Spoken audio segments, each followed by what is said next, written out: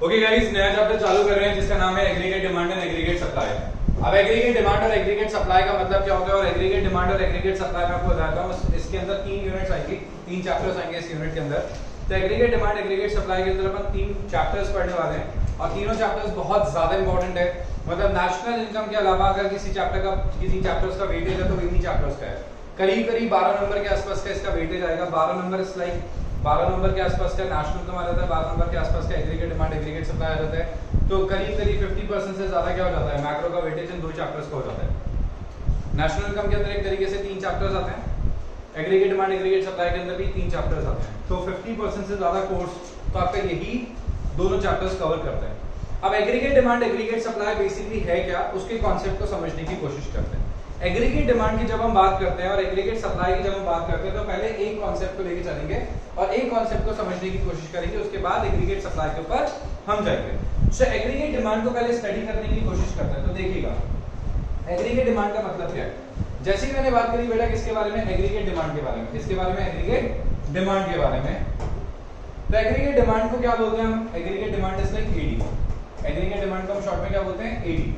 तो aggregate demand का basic मतलब क्या होता है, एग्रीगेट डिमांड की जब हम बात करते हैं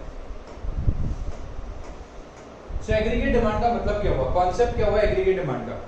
एग्रीगेट डिमांड का मतलब होता है, अगर आपको शॉर्ट में बताऊं तो पूरे इंडिया की जितनी भी टोटल डिमांड होती है, पूरे इंडिया की जितनी भी टोटल डिमांड होती है, टोटल डिमांड,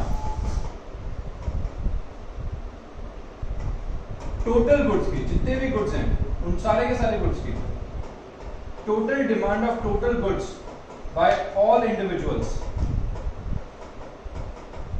इंडिविजुअल्स मतलब कंपनी, फैक्ट्री, सब कुछ, उन सबकी डिमांड को जोड़ दो तो ये बन जाती है एग्रीगेट डिमांड। क्या बन जाती है, एग्रीगेट डिमांड बन जाती है। सो एग्रीगेट डिमांड का बेसिक मीनिंग क्या होता है, एग्रीगेट डिमांड का मतलब होता है कि जितने भी लोग हैं, जितने भी सारे लोग हैं, उन सारे लोगों की सारी डिमांड को अगर आप जोड़ दोगे तो क्या बन जाएगी, एग्रीगेट डिमांड बन जाएगी। क्या बन जाएगी, एग्रीगेट डिमांड बन जाएगी।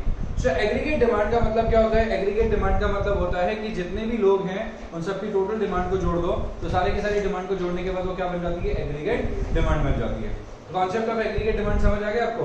सो एग्रीगेट डिमांड मतलब क्या, demand by all the individuals, demand by all the individuals. ठीक है, इसे घर खरीदना है, इसे गाड़ी खरीदनी है, इसे खाने के लिए सामान लेना है, इसको कपड़े लेने हैं, अब सबकी डिमांड को मैं जोड़ दूंगा ना, पूरे साल की डिमांड को जोड़ दूंगा तो क्या बन जाएगी, एग्रीगेट डिमांड बन जाएगी। क्या बन जाएगी बेटा, एग्रीगेट डिमांड बन जाएगी। तो this is what we call as aggregate demand. Aggregate demand का मतलब ये होता है। अब एग्रीगेट डिमांड के कंपोनेंट्स अगर देखे जाएं तो इसके 4 कंपोनेंट्स होते हैं। एग्रीगेट डिमांड के 4 कंपोनेंट्स होते हैं। इन 4 कंपोनेंट्स को समझने के लिए आपको मैं थोड़ा सा नेशनल इनकम के बारे में बता रहा हूं।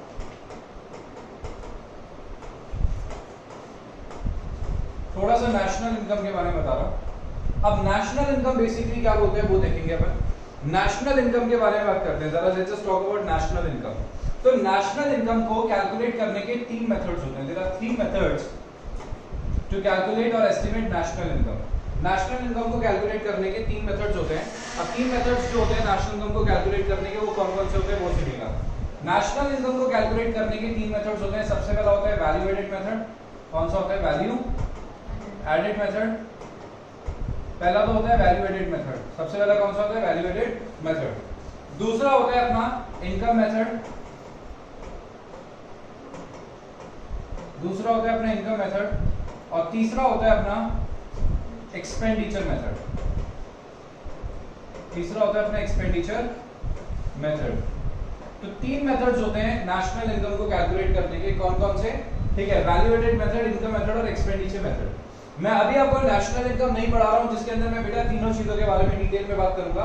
मैं आपको अभी क्या बता रहा हूं, ठीक है, मेरे को बताना है आपको एग्रीगेट डिमांड के बारे में। किसके बारे में, एडी के बारे में।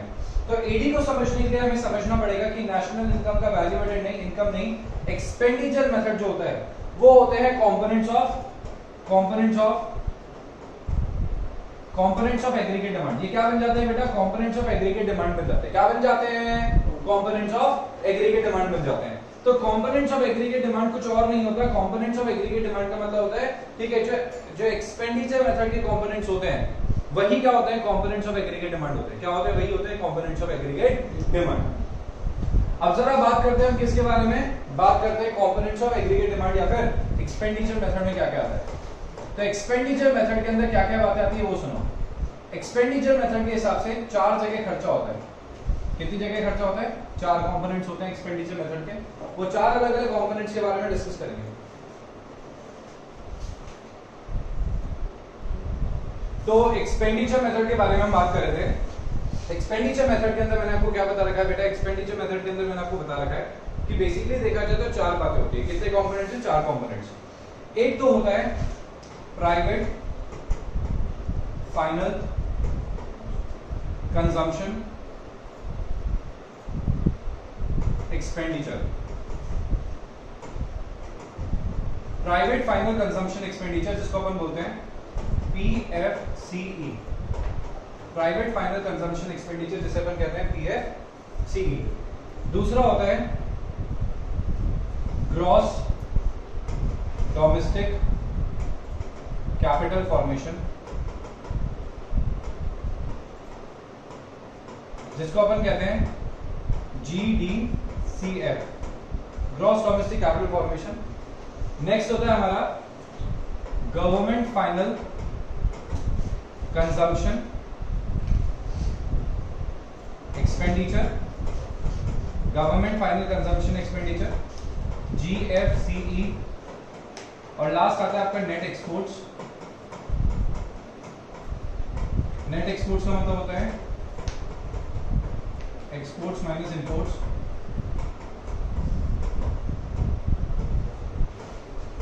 X minus M। अगर इनका शॉर्टकट देखा जाए तो इसको अपन बोलते हैं C, इसको बोलते हैं I, इसको बोलते हैं G और इसको बोलते हैं X माइनस M। इसका मतलब क्या हुआ? इसका मतलब होता है C का मतलब होता है consumption expenditure. Gross domestic capital formation का मतलब होता है डोमेस्टिकली कैपिटल फॉर्म करना। डोमेस्टिकली कैपिटल फॉर्म करने का मतलब क्या हो गया कि आप इंडिया में कैपिटल फॉर्म कर रहे हो, इसको क्या कहते हैं? इसको अपन कहते हैं I। I का मतलब क्या होता है? Investment expenditure. I का मतलब क्या होता है? Investment expenditure. Government final consumption expenditure मतलब सरकार का खर्चा, इसको कहते हैं अपन G मतलब गवर्नमेंट फाइनल कंजम्पशन एक्सपेंडिचर। और लास्ट आता है अपना नेट एक्सपोर्ट्स। नेट एक्सपोर्ट्स का मतलब होता है X minus M। Net exports का मतलब क्या होता है? X minus M। तो ये जो 4 चीजें होती है ना जिसके बारे में मैंने आपसे बात करी, ये चारों क्या होते हैं? ये होते हैं components of aggregate demand. Components of aggregate demand. Sir why are calling it as components of aggregate demand? Sir आप इसको कंपोनेंट्स ऑफ एग्रीगेट डिमांड क्यों बोल रहे हो? क्योंकि बेटा ये जो चारों चीजें जुड़ती है ना, ये चारों चीजें जुड़ के खर्चा बताती है। क्या बताती है? खर्चा। Consumption expenditure, private final consumption expenditure मतलब घर वालों का खर्चा, घर वाले कहां-कहां पैसा खर्च कर सकते हैं। दूसरा आता है इन्वेस्टमेंट एक्सपेंडिचर मतलब बिजनेसेस हो गई, गवर्नमेंट हो गई, घर वाले हो गए, कहां-कहां इन्वेस्टमेंट कर सकते हैं। हम लोग इन्वेस्ट कर सकते हैं घर में, हम लोग हाउस प्रॉपर्टी बना ले, ठीक है। सरकार क्या कर सकती है? खर्चा कर सकती है ब्रिजेस में, फ्लाईओवर्स में, यहाँ पे सरकार खर्चा कर सकती है, ठीक है। इसके अलावा कौन हो गया? इसके अलावा हो गया हमारा, ठीक है, गवर्नमेंट के खर्चे, जैसे एडमिनिस्ट्रेशन के खर्चे, गवर्नमेंट को कुछ सामान खरीदना है तो गवर्नमेंट के खर्चे हो गए। और X माइनस M का मतलब होता है एक्सपोर्ट्स माइनस इंपोर्ट्स। जब हम गुड्स को इंडिया से एक्सपोर्ट करते हैं दूसरी कंट्री के, जब हम दूसरी कंट्री के अंदर जब हम क्या करते हैं? एक्सपोर्ट्स करते हैं गुड्स को, हमारे यहाँ से बेचते हैं हमारे गुड्स को, तो बेटा हमारे गुड्स जब यहाँ से एक्सपोर्ट होकर दूसरी कंट्री में जाते हैं तो उसके लिए हमें डिमांड क्रिएट करनी पड़ती है। कहाँ पे? हमारी कंट्री के अंदर। क्या करना पड़ता है? डिमांड क्रिएट करनी पड़ती है हमारी कंट्री के अंदर। तो अगर आप एक्सपोर्ट करोगे तो कैसे एक्सपोर्ट करोगे? जब सामान यहाँ से बनवाओगे, ठीक है, तभी तो एक्सपोर्ट करोगे, अदरवाइज आप एक्सपोर्ट कर सकते हो? खुद सोच के देखो, कोई नहीं कर सकता। सो बेटा यहाँ पे कितनी चीजें आती है? यहाँ पे 4 चीजें आती है। Private final consumption expenditure, gross domestic capital formation, तीसरा आता है अपना गवर्नमेंट फाइनल कंजम्पशन एक्सपेंडिचर और नेट एक्सपोर्ट्स। ये तो चारों चीज होती है ना, ये तो होगी ओपन इकोनॉमी के अंदर। किसके अंदर? ओपन इकोनॉमी के अंदर। जब इकोनॉमी आपकी क्या है? ओपन है। ओपन मतलब बाहर से कोई आ सकता है, अंदर से कुछ आ सकता है। This is called as open economy. But हम लोग के जो कोर्स में ना वो ओपन इकोनॉमी है ही नहीं। हम लोग के जो कोर्स में वो ओपन इकोनॉमी, एक्चुअली प्रॉब्लम ये है कि हमारे यहाँ पे ओपन इकोनॉमी है ही नहीं। हमारे यहाँ जो इकोनॉमी है वो क्या है? क्लोज्ड इकोनॉमी है। तो ओपन इकोनॉमी के अंदर क्या होता है? ओपन इकोनॉमी में क्या होता है बेटा? ओपन इकोनॉमी के अंदर 4 बातें आती है। क्या क्या? कंजम्पशन एक्सपेंडिचर, क्या आता है? इन्वेस्टमेंट, क्या आता है? गवर्नमेंट, और क्या आता है? X minus M। 4 बातें आती है ना अपनी, ये 4 बातें आ जाती है किसके अंदर? ओपन इकोनॉमी के अंदर। किसके अंदर? ओपन इकोनॉमी के अंदर। बट हमारी इकोनॉमी क्या है? हमारी इकोनॉमी है क्लोज। हम लोग को स्टडी करना है क्लोज्ड इकोनॉमी। तो जब हम लोग क्लोज्ड इकोनॉमी का क्या करते हैं? क्लोज्ड इकोनॉमी को स्टडी करते हैं तो हमें सिर्फ 2 ही चीजें देखनी है। क्या 2 चीजें देखनी है? That is consumption and investment. क्या देखना है? Consumption and investment. सो अगर आपसे कोई पूछता है कि भाई एग्रीगेट डिमांड का ओपन इकोनॉमी के अंदर मतलब क्या होता है, so aggregate demand in case of open economy is P plus I plus G plus X minus M। और व्हेन समबडी आस्क कि नहीं aggregate demand in case of closed economy C plus I, यानी कि consumption and investment. C plus I का मतलब क्या होता है? Consumption and investment. तो एग्रीगेट डिमांड का अगर ओवरऑल मतलब देखा जाए तो एग्रीगेट डिमांड का मतलब क्या होता है? एग्रीगेट डिमांड का मतलब कुछ और नहीं, AD equals to C plus I, consumption plus investment. मतलब मैं डिमांड करूंगा या तो खाने के लिए या इन्वेस्ट करने के लिए। मतलब मैं डिमांड करूंगा किसके लिए? या तो खाने के लिए डिमांड करूंगा या फिर ठीक है इन्वेस्ट करने के लिए डिमांड करूंगा। समझ गए क्या? मतलब मेरी जो डिमांड है वो दो ही चीजों के लिए आएगी हमेशा। क्या है? किस चीज के लिए आएगी बेटा? देखिए दो ही चीजों के लिए आएगी। क्या बेटा? खाने के लिए दैट इज कंजम्पशन, या फिर बिजनेस में इन्वेस्ट करने के लिए। मैं दो ही काम करूंगा। So according to aggregate demand, ठीक है, आपका जो डिमांड है वो दो ही चीजों के लिए आता है, या तो खाने के लिए, कंजम्पशन के लिए, या फिर दूसरा होता है आपको क्या करना है? इन्वेस्ट करना है। तो C plus I के बारे में हम लोग यहाँ पे बात करते हैं। किसके बारे में बात करते हैं? C plus I के बारे में हम लोग यहाँ बात करते हैं।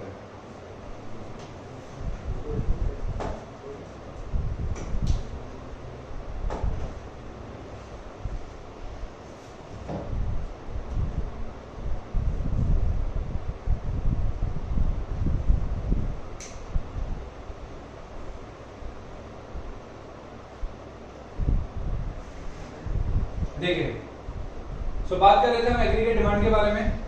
अब एग्रीगेट डिमांड क्या है? चैप्टर नंबर 17 अपन ने चालू किया है। Aggregate demand, aggregate supply. Aggregate demand का मतलब क्या होता है? ऑलरेडी इसी कांसेप्ट के बारे में बता चुका हूं मैं आपको। Meaning total demand for all goods and services in economy is called as aggregate demand. यही बताया था मैंने आपको कि पूरे इंडिया के अंदर जितनी भी डिमांड होती है गुड्स और सर्विसेज की, उस सबको जोड़ दो तो क्या बन जाती है? वो बन जाती है एग्रीगेट डिमांड। क्या बन जाती है? Aggregate demand. In other words aggregate demand refers to the total demand of goods and services, total demand of goods and services of all the goods and services in an economy during an accounting year। पूरे साल भर में आपकी total demand क्या रही? That comes under your aggregate demand, that comes under your aggregate demand। Aggregate demand also means the aggregate or total expenditure on final goods and services in an economy। तो total आपने खर्चा कितना किया economy के अंदर final goods and services में, वो भी आता है आपका किसमें? एग्रीगेट डिमांड में। Components of aggregate demand, aggregate demand के कंपोनेंट्स क्या हैं? Aggregate demand in economy is measured in terms of total expenditure on goods and services। Total expenditure के हिसाब से कैलकुलेट करा जाता है। That various sectors of the economy are willing to incur। सारे के सारे जितने भी सेक्टर्स है इकोनॉमी के अंदर, जितना भी खर्चा कर सकते हो सारे खर्चों को जोड़ देंगे तो क्या बन जाएगा? एग्रीगेट डिमांड बन जाएगा। क्या बन जाएगा? Aggregate demand. The main components of aggregate demand और aggregate expenditure are, चार मेन कंपोनेंट्स होते हैं। क्या क्या मेन कंपोनेंट्स होते हैं लिखेंगे? कंपोनेंट्स ऑफ एग्रीगेट डिमांड, चार कंपोनेंट्स होते हैं, मैंने आपको बताया था ये भी। कौन कौन से? हाँ जी, कौन कौन से बेटे लिखना है ना? Private final consumption expenditure, investment, ठीक है। दूसरा gross domestic capital formation, I। तीसरा government final consumption expenditure, G। और last net exports X minus M। Net exports का मतलब X minus M, ठीक है। तो ये चारों बातें आती है अपनी, ठीक है। तो एग्रीगेट डिमांड का मतलब क्या होता है? एग्रीगेट डिमांड का मतलब हो गया AD equals to C plus I plus G plus X minus M। C plus I plus G plus X minus M, ये क्या हो जाता है हमारा? एग्रीगेट डिमांड हो जाता है। क्या हो जाता है बेटा? एग्रीगेट डिमांड हो जाता है। बोलो कोई डाउट है क्या? बताइए जल्दी। Anybody with any doubt? नहीं, ठीक है। अब आगे देखते हैं अपन।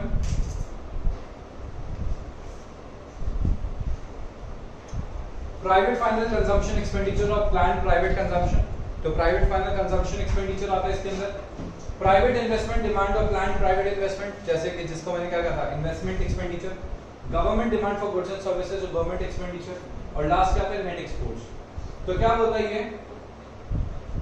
AD is sum of above mentioned four types of demand, that is AD equals to C plus I plus G plus X minus N। कहाँ पे? In open economy। और in two sector model AD is sum of sum total of consumption, expenditure and investment। तो जब हम to sector economy के बारे में बात करते हैं तो वहाँ पे हमारे पास क्या आता है? सिर्फ और सिर्फ दो चीजें, that is C plus I consumption and investment. किस केस में? क्लोज्ड इकोनॉमी के केस में। किस केस में? क्लोज इकोनॉमी के केस में। बोलो किसी को डाउट है कि किसी को कुछ डाउट है, पूछना है तो बोलो।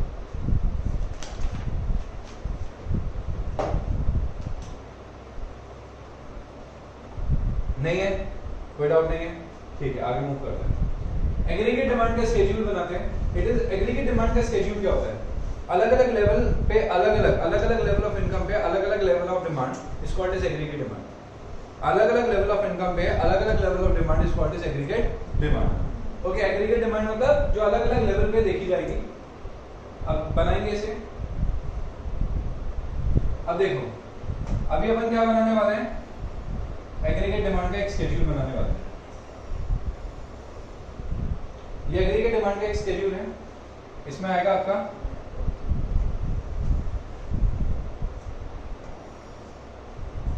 Income,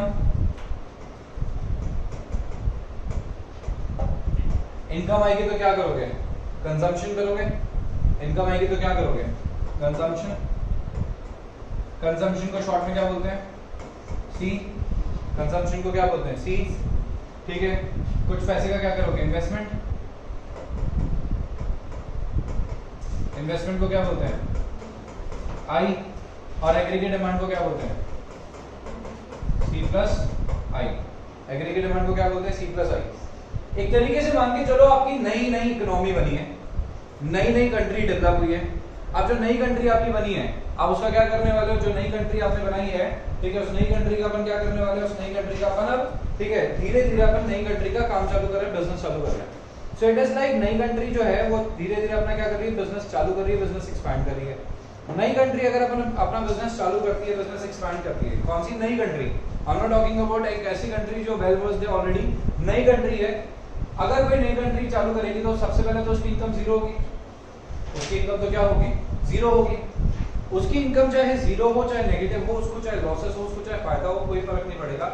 her level of income पे डिमांड तो होगी ही होगी। जीरो लेवल ऑफ इनकम पे डिमांड तो होगी ही होगी। क्या बोला मैंने आपको? जीरो लेवल ऑफ इनकम हो, चाहे कितनी भी लेवल ऑफ इनकम हो, डिमांड तो होगी ही होगी।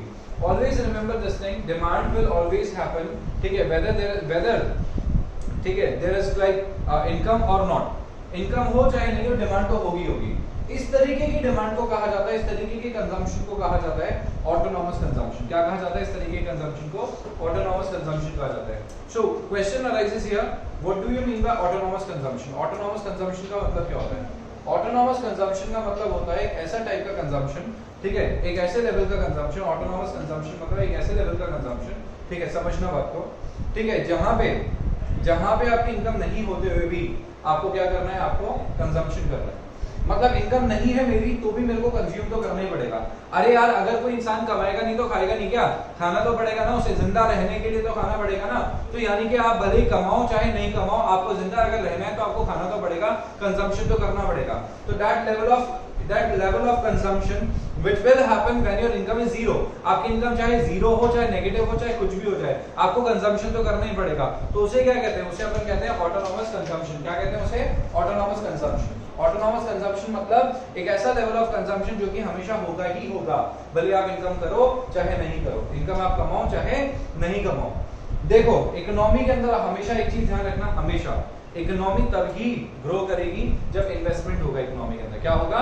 इन्वेस्टमेंट होगा इकोनॉमी में। अगर इकोनॉमी में इन्वेस्टमेंट नहीं होगा तो आपकी इकोनॉमी ग्रो नहीं करेगी। इन्वेस्टमेंट तो होना जरूरी है इकोनॉमी के अंदर। क्या होना जरूरी है? इन्वेस्टमेंट तो होना जरूरी है इकोनॉमी के अंदर। तो हम लोग यहाँ पे क्या अज्यूम करते हैं कि हमने क्या कमाया? जीरो कमाया। धीरे धीरे हमारी इनकम इंक्रीज हो रही है 10, 20, 30, 40, 50 एंड 60। धीरे धीरे हमारी इनकम इंक्रीज हुई। हमारी इनकम इंक्रीज होने के पीछे जो लॉजिक है वो है हमारे, ठीक है, एक तरीके से इन्वेस्टमेंट का। देखो, investment is the only way जब हम क्या कर सकते हैं? हमारी इनकम को इंक्रीज कर सकते हैं। बिजनेस में मैंने इन्वेस्टमेंट किया, धीरे धीरे मेरी इनकम क्या करेगी? ग्रो करेगी। और इन्वेस्ट करूंगा और ग्रो करेगी। तो कभी भी ध्यान रखना, अगर आप इन्वेस्टमेंट करते हो तो ही क्या होगी? तो ही आपकी इनकम बढ़ेगी, अदरवाइज आपकी इनकम कभी भी नहीं बढ़ेगी। तो कंजम्पशन कितना है? कंजम्पशन मैंने आपको क्या बताया? कंजम्पशन तो हमेशा रहेगा, भले आप कुछ कमाओ कि नहीं कमाओ। मगर एक चीज हमेशा ध्यान रखना, जैसे जैसे हमारी इनकम बढ़ती जाती है कंजम्पशन बढ़ता है बट कम प्रोपोर्शन में बढ़ता है। मतलब कंजम्पशन तो हमारा बढ़ेगा बट उसका प्रोपोर्शन उतना ज्यादा नहीं होगा जितनी ज्यादा हमारी इनकम बढ़ती है। मतलब इनकम अगर आपकी 1 लाख से 2 लाख हो जाएगी ना, तो कंजम्पशन आप अगर 50,000 कर देते हो तो 70,000 कर लोगे, तो आप अपने कंजम्पशन को बढ़ाओगे but somewhere like 20%, 80%, 40%, 50% of your total rise in income. आप ऐसा नहीं करोगे कि इनकम अगर आपकी डबल हो रही है तो कंजम्पशन आप और ज्यादा बढ़ा रहे हो। मतलब इनकम अगर आपकी 1 लाख से 2 लाख हो रही है और कंजम्पशन पहले 50,000 था, 1,70,000 कर लिया, 1,20,000 कोई खर्च नहीं करता। जितना ज्यादा इंक्रीज इन इनकम होता है उससे कहीं गुना कम आपका इंक्रीज इन एक्सपेंडिचर या इंक्रीज इन कंजम्पशन होता है। बढ़ाओगे तो सही डेफिनेटली, और उतना ज्यादा नहीं बढ़ाओगे तो धीरे धीरे आपका कंजम्पशन बढ़ा, 15 हो गया, 20 हो गया, 25 हो गया, 30 हो गया, 35 हो गया, 40 हो गया। तो धीरे धीरे आपने क्या किया, अपने कंजम्पशन को इंक्रीज करा। क्या करा, अपने कंजम्पशन को इंक्रीज करा। फिर आता है आपका इन्वेस्टमेंट। इन्वेस्टमेंट आपका सेम रहेगा, इन्वेस्टमेंट विल नॉट चेंज। अगर आप इन्वेस्टमेंट को चेंज करते हो तो आपका इनकम का जो रेशियो है वो चेंज हो जाएगा। जैसे मैंने क्या करा, कुछ नहीं कमाया, मार्केट से कहीं से उधार लेके आया हूँगा, मैंने 5 इन्वेस्ट कर दिए। कितने इन्वेस्ट कर दिए, 5 से मैंने कितना कमा दिया, 10 कमा लिया। 10 कमा के फिर मैंने और कितने इन्वेस्ट कर दिए, 5। तो अब मेरा इन्वेस्टमेंट कितना हो गया, 10 का डबल, भाई 10 का डबल हो गया 20। अब मैंने 20 कमा लिए, तो 20 कमा के लेके आया, टोटल कितना इन्वेस्ट करा, 15। टोटल इन्वेस्टमेंट 15 का हो गया और 5 से इन्वेस्टमेंट बढ़ा दिया, तो हर 5 के लेवल ऑफ इन्वेस्टमेंट इंक्रीज करने पे आपके 10 की इनकम इंक्रीज होती है। तो 5 का इन्वेस्टमेंट 10 की इनकम बढ़ गई, 40। ये कितना हो गया, 20 का इन्वेस्टमेंट 40 की इनकम, 25 का इन्वेस्टमेंट 50 की इनकम, और 6 का इन्वेस्टमेंट मतलब एक तरीके से और बढ़ा दिया अपने इन्वेस्टमेंट, तो आपकी इनकम क्या हो जाएगी, इंक्रीज हो जाएगी। तो जैसे जैसे आप क्या करते जाओगे, इन्वेस्टमेंट को बढ़ाते जाओगे, आपकी इनकम क्या होती जाएगी, इंक्रीज होती जाएगी। यस, जैसे इसकी इनकम तो 0 है, तो मतलब इनकम है फिर भी इन्वेस्टमेंट कर रहा है। हां, जरूरी है ना। अगर आप किसी के पास बिजनेस करने के लिए पैसा नहीं तो उधार से लेके बिजनेस करता ही ना, वो बिजनेस करेगा तभी तो फर्दर कमाएगा, नहीं तो फ्यूचर में कमाएगा। वो पैसा वो कंजम्पशन में भी लगाता है और इन्वेस्टमेंट में भी लगाता है। ओके, नेक्स्ट आता है एग्रीगेट डिमांड। एग्रीगेट डिमांड का मतलब होता है C प्लस I, तो दोनों को जोड़ दो कितना हो जाएगा, 15, 20, 25, 30, 35, 40, 45। This will become what? This will become your aggregate demand। ये आपका क्या बन जाएगा? This will become your aggregate demand। ये आपका aggregate demand बन जाएगा। क्या बन जाएगा? aggregate demand। तो इनकम है, कंजम्पशन है, इन्वेस्टमेंट है, और क्या आ गया, aggregate demand आ गया। क्या आ गया आपका aggregate demand। समझ आया aggregate demand कैसे बनता है? How you get your aggregate demand? This is how you get your aggregate demand। aggregate demand का मतलब क्या होता है? Always remember aggregate demand का मतलब होता है AD equals to C plus I। किसी को कोई डाउट है तो पूछो। नहीं कोई डाउट, समझ आ गया अच्छे से? This is your aggregate demand। आगे मूव करेंगे बेटा। aggregate demand का कर्व देखना। aggregate demand depends upon the level of income। greater the level of income, greater the purchasing power। aggregate demand किस पे डिपेंड करता है? इनकम के ऊपर। जितनी ज्यादा इनकम उतनी ज्यादा हमारी परचेजिंग पावर, जितनी ज्यादा हमारी परचेजिंग पावर उतना ही ज्यादा हम खरीदेंगे। सीधी सी बात है। Aggregate demand is dependent on income. Higher the income, higher will be the demand, lower the income, lower will be the demand. जैसे जैसे इंसान की इनकम कम हो जाएगी, या किसी इंसान की अगर इनकम कम है तो बेसिक नेसेसिटीज के ऊपर खर्च करेगा, और अगर किसी इंसान की इनकम ज्यादा है तो लग्जरीज पे भी खर्च करेगा। समझ रहे हो? तो जैसे जैसे इंसान की इनकम बढ़ती जाएगी, लग्जरीज पे एक्सपेंडिचर बढ़ाता जाएगा, बाकी चीजों पे खर्चा बढ़ाता जाएगा, और जैसे जैसे अगर किसी की इनकम कम हो जाएगी तो क्या करेगा, नेसेसिटीज पे पैसा खर्च करेगा। यस और नो? सो एग्रीगेट डिमांड का कर्व देखना, एग्रीगेट डिमांड का कैसे बनता है।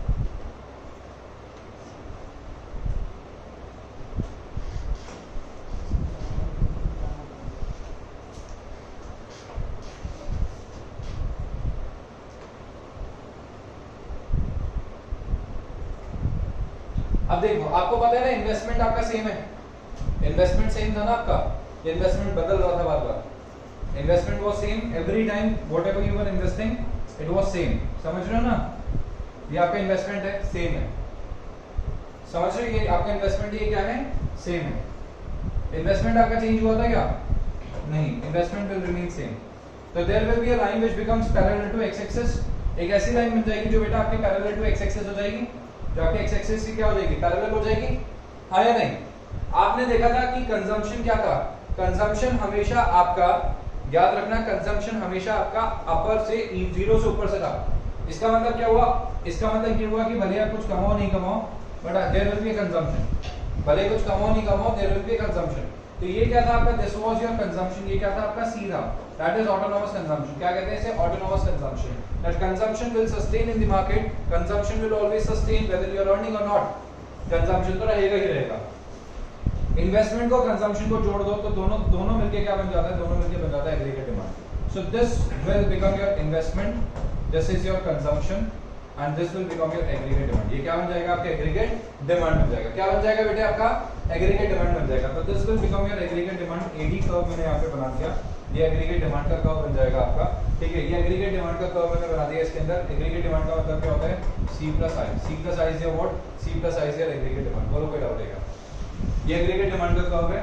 ये दोनों आपस में क्या होते हैं, ये दोनों आपस में पैरेलल होते हैं। क्यों, एग्रीगेट डिमांड और ये कंजम्पशन कर्व में फर्क होता है इन्वेस्टमेंट का। इन्वेस्टमेंट तो सेम रहेगा, तो इन्वेस्टमेंट यहाँ पे सेम है, इन्वेस्टमेंट यहाँ पे पैरेलल है, तो इन्वेस्टमेंट और इन दोनों के बीच का जो गैप रहेगा वो भी क्या रहेगा, पैरेलल रहेगा। इस डायग्राम में किसी को डाउट तो बोलो।